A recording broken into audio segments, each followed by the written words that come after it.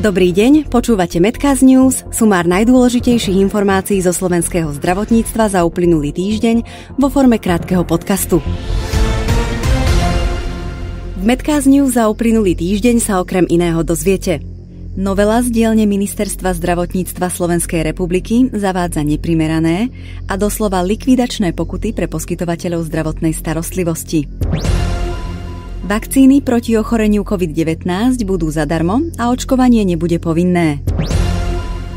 Rada Slovenskej lekárskej komory žiada o cielené testovanie všetkých indikovaných osôb pred vstupom do zdravotných zariadení, polikliník a ambulancií. Pacientom, ktorí prekonali cievnu mozgovú príhodu alebo majú vysoké riziko takejto závažnej komplikácie, hrozia od januára vysoké doplatky za lieky. V zmysle novej revízie úhrad z dielne Ministerstva zdravotníctva Slovenskej republiky by si mala väčšina pacientov, ktorí sú dnes liečení na riedenie krvi tzv. Novými antikoagulanciami, hradiť od 30 do 80 eur mesačne. Moderná antikoagulačná liečba pritom dnes chráni na Slovensku pred prvými aj opakovanými mozgovými príhodami okolo 75 000 pacientov. Prevažnú väčšinu z nich tvorí zraniteľná populácia seniorov, ktorá bude novou zákonnou úpravou finančne dotknutá najviac. Upozorňuje na to občianske združenie Sekunda pre život, ktoré združuje pacientov po cievnej mozgovej príhode a s fibriláciou predsiení. K tejto iniciatíve sa pripojila aj Asociácia na ochranu práv pacientov na Slovensku. Novela z dielne Ministerstva zdravotníctva Slovenskej republiky zavádza neprimerané a doslova likvidačné pokuty pre poskytovateľov zdravotnej starostlivosti. Týka sa nielen nemocníc a ambulancií ako právnických osôb, ale aj fyzických osôb, teda lekárov a sestier.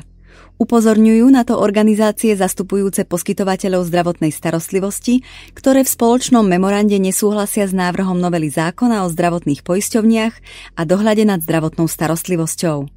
Tu parlament minulý týždeň posunul do druhého čítania.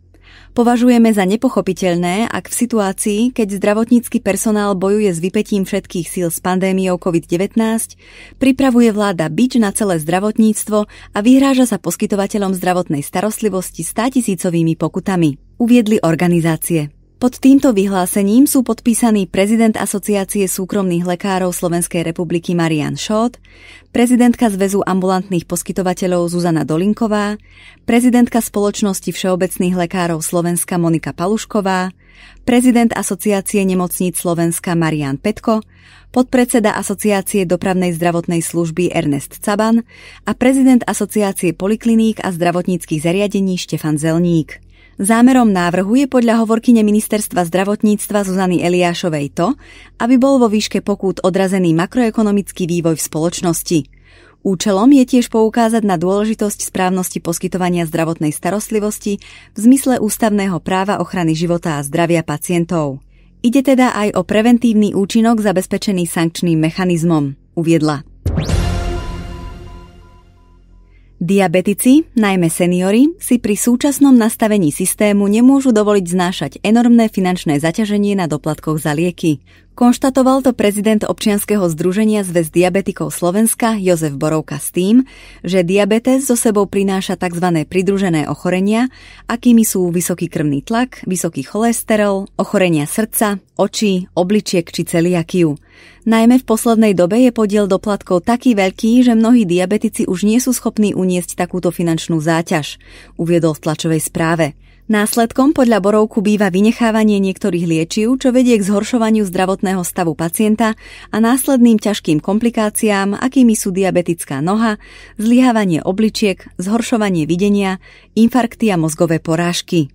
Ďalším problémom je podľa prezidenta občianskeho združenia Zväz diabetikov Slovenska avizovaná snaha Ministerstva zdravotníctva Slovenskej republiky o presun ľahších štádií diabetu pod patronát všeobecných lekárov. Je pre nás nepochopiteľné, že keď sa onkologickí pacienti môžu liečiť u špecialistu onkológa, kardiaci u kardiológa, prečo by diabetici mohli navštíviť špecialistu diabetológa až v prípade závažných komplikácií? Veď aj my máme právo na najlepšiu odbornú starostlivosť, uviedol Borovka. Vakcíny proti ochoreniu COVID-19 budú zadarmo a očkovanie nebude povinné. Potvrdil to po rokovaní vlády minister zdravotníctva Marek Krajčí. Ako uviedol, Slovensko má cez Európsku úniu nakontrahovaných 2,44 milióna dávok od spoločnosti Pfizer. Hneď ako bude vakcína k dispozícii v Európskej únii, Slovensko dostane alikvotnú časť podľa toho, ako je to dohodnuté v prerozdeľovacom mechanizme. Minister uviedol, že Slovensko má takto dopredu nakontrahovaných viac ako 17 miliónov vakcín od 6 rôznych výrobcov a bude ich môcť čerpať podľa toho, ako budú jednotlivé vakcíny k dispozícii. Pokiaľ tie vakcíny nebudeme potrebovať, samozrejme nikto nevie, kedy ktorá vakcína príde, budeme ich dávať do bazáru, povedal Marek Krajčí. Ako doplnil, to už Slovensko urobilo minulý týždeň a vakcínu od Johnson & Johnson dalo do bazáru. Takto bude Slovensko podľa ministra pokračovať aj ďalej. Krajčí vysvetlil fungovanie tohto bazáru tak, že každá krajina má nakontrahovaných viac dávok, ako potrebuje. Krajiny zapojené do tohto systému sa môžu rozhodnúť, že už nakontrahovanú dávku nepotrebujú a dajú ju do koša, z ktorého si môžu iné krajiny tento záväzok prebrať a tým pádom si vakcínu odkúpia. Ministerstvo financií malo podľa platného legislatívneho znenia automaticky dofinancovať všetky zdravotné poisťovne, a to bez ohľadu na vlastníctvo. Poukázal na to na sociálnej sieti bývalý šéf Inštitútu zdravotnej politiky a zdravotnícky analytik Martin Smatana. Napriek tomu vláda v stredu schválila opätovné dofinancovanie len štátnej všeobecnej zdravotnej poisťovne. To, že sa takýmto dofinancovaním ukriúdilo 2,2 miliónom poistencom súkromných poisťovní, je asi pre ministerstvo akceptovateľná vedľajšia škoda, konštatoval Smatana. Zdravotnícky analytik upozorňuje, že rozpočet na budúci rok bol už schválený a v ňom potreba urgentne dofinancovať štátnu poisťovňu uvedená nebola. Znamená to podľa neho, že rozpočet na rezort je na budúci rok len zdrab papiera. Toto síce v prípade zdravotníctva vždy tak nejako aj bolo, ale ešte nikdy sa to tak skoro neprejavilo.